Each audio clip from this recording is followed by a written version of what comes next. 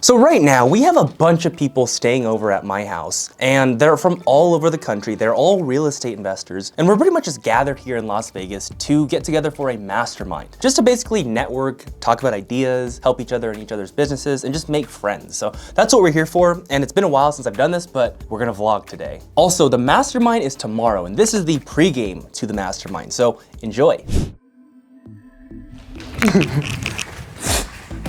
All right, so meet my guy, Jay Tominez. Hey guys, Jay Tominez here. He's getting inspired for Justin, man. He's amazing. And yeah, follow him. Can you send Brian there? We're doing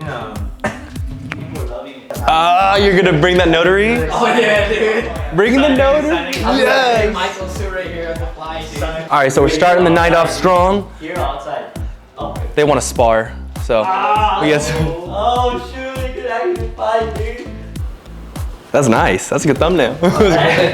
Yeah, let me show him. Show him. He got the mitts. This is all I got, guys. He got the gloves. Professional fighter. First time with gloves on.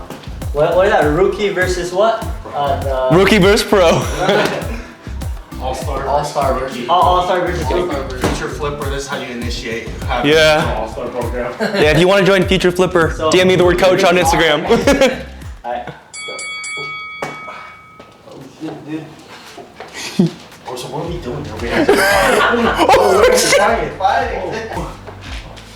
Oh, hey. Oh. Oh, he's got good head movement. I'm not that good. Oh, damn. Fighting. We got a little boxing match. Here we go. There we go. There we go. Oh, nice. Venmo account, you guys can cash in. I got Steven because he can't control the hits yet, so he'll just swing.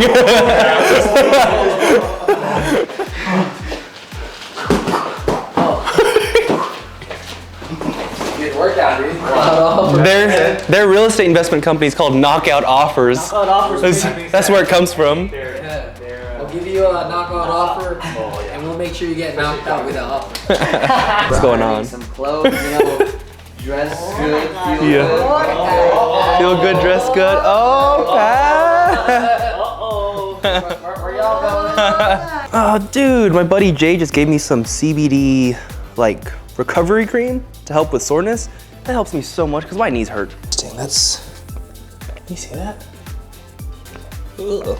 Looks weird. Looks funky. Knee's been hurting. Been playing too much basketball, man.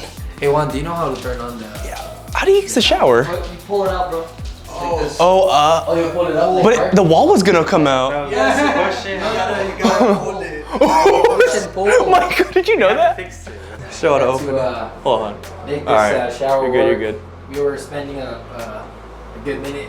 Oh, man, dude. dang. Hey, that's what you gotta do, guys. You just gotta push it. You gotta pull it. It's super cold. It's super cold too, bro. Meet Zora. Oh, okay. The guy who came to check this out. Aw. Like the first guy who came to check this out. Pretty Ah, look at this. She's got some fancy toys. I'm over here with like Content, one little, dang, that's a big camera. put everything in your backpack Yeah, and you just set it up. It's not as tiny as the one you have upstairs. Yours is like good size. yeah. But for this, like if you want to do a full mobile podcast setup, Oh, wow. this camera, like what you can make with this anywhere is like, it's a game changer, bro. That's pretty That's sweet. what I really recommend. Dang. Yeah, see it? Oh, I see. So watch me adjust my ISO. That's pretty cool. So it makes it like That's like that. movie looking. Yeah, it's a That's cinematic. crazy. If I were to take this off, for example, you should see a difference. See? Oh, wow. So different. Yeah. So it helps your. Like sunglasses. I know, look, you got my camera, my little thing, and we got this. This is This when I'm shooting monster. like films and stuff. This is what I use or podcasts. That's Go the check it out, thinnest bro. lens add. How would I hold this? Yeah, so you can hold it there. So the good thing about that is if you want to get a low shot, that's more for like cinematic stuff. But yeah, it's a good cinematic You guys see this? setup, bro. Look at this. Dang, man. Look at this. Look at that guy. Look at this guy's setup. Mic this here too, bro. Damn. So this is like the backup main Okay, look at that. mic for the camera. It's massive. This is all you You need, gotta be dude. strong to hold that thing up. Yeah, you gotta be pretty strong. It's pretty heavy. Strong, but yeah, it's just. What's the time limit that you can hold it? Get tired. 6 a.m. all the way to like 7 p.m. and I had my camera the whole day, bro. Wow. Yeah, filming. And Did then you have like forearm like sores after? it's not too crazy. I mean, I'm not literally holding it like this the whole time. Yeah. I can put it down and stuff, but this for me is the lightest setup, at least for us. All right, getting ready to head out.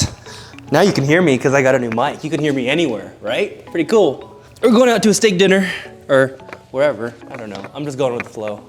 You just got here to Vegas. So when was the last time you were here in the strip then? Last Mastermind.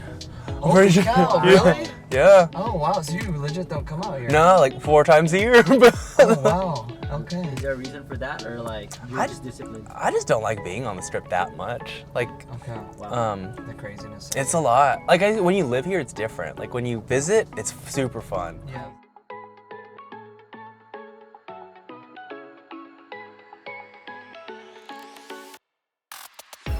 Woo! Woo! Nice. Have you ever had an espresso martini?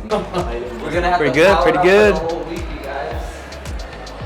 We'll work hard tonight.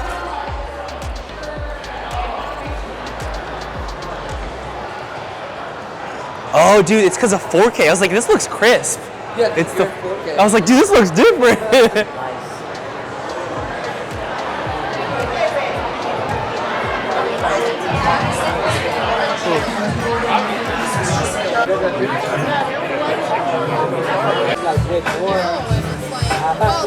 I started selling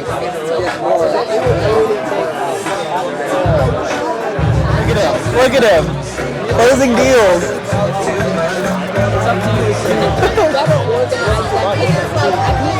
We're all over the place.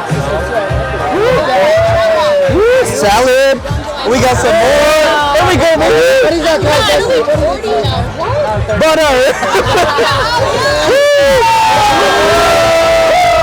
Guys, let's see who's gonna quit first, you or me. Let's go, right? Wow. Wow.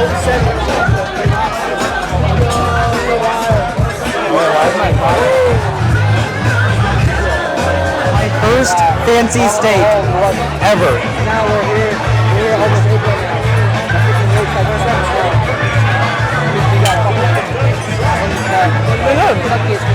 Pretty good.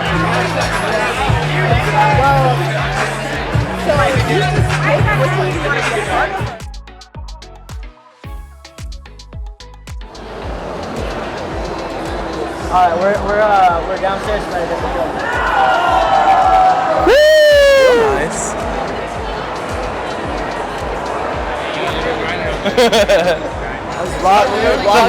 Nice to see you. Nice to see you.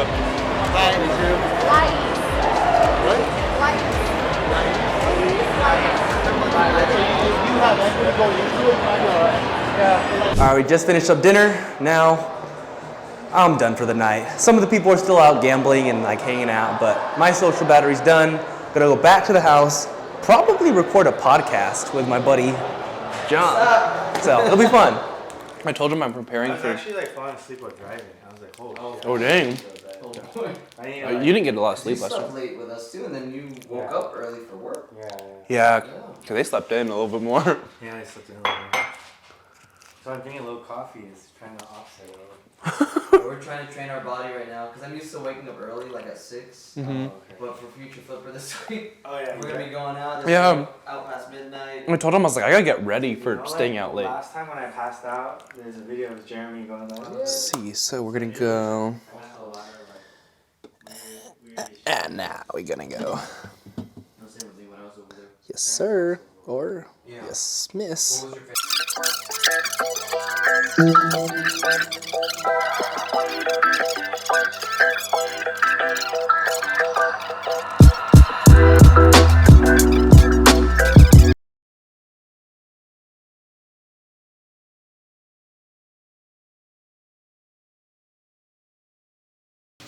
As entrepreneurs, or even like working in a very high-paying job, how do you find that partner that's gonna help complete you, to help you guys both grow together?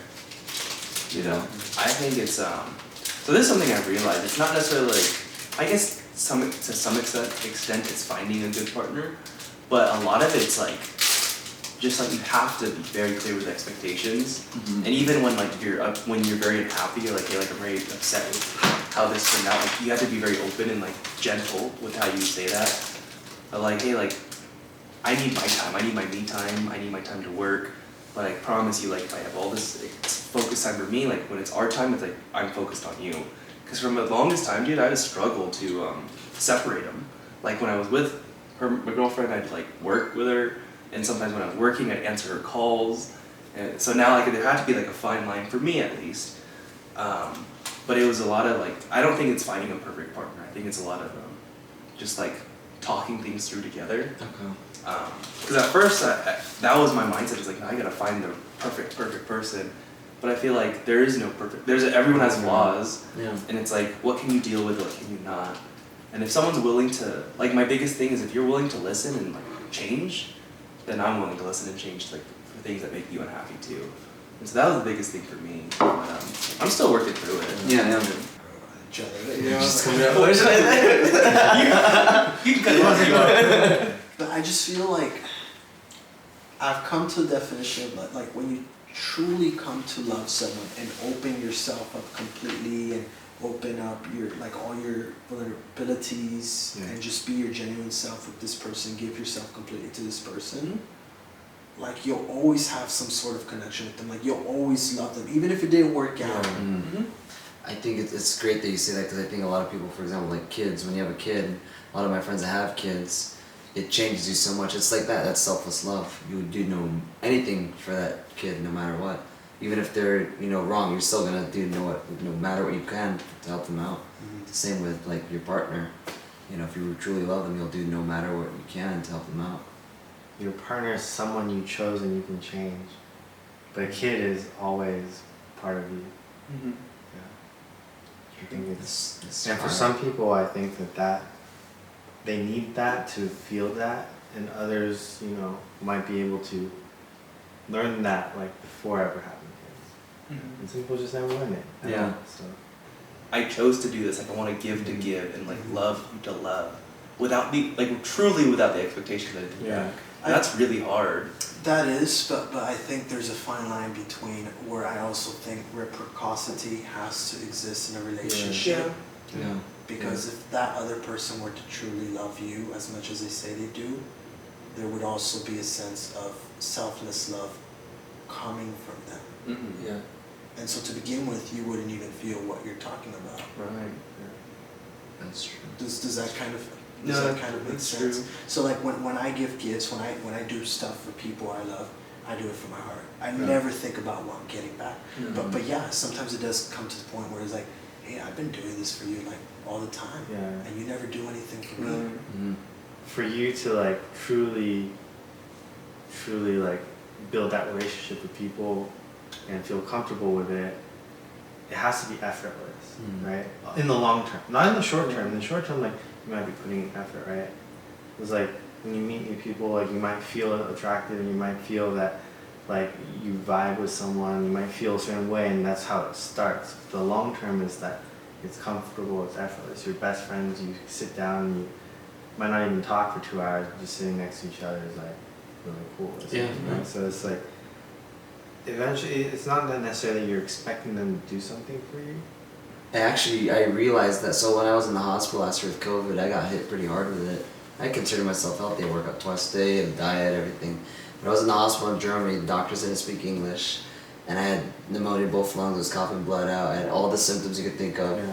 I was getting a shot in my leg every day because it's like a blood thinner.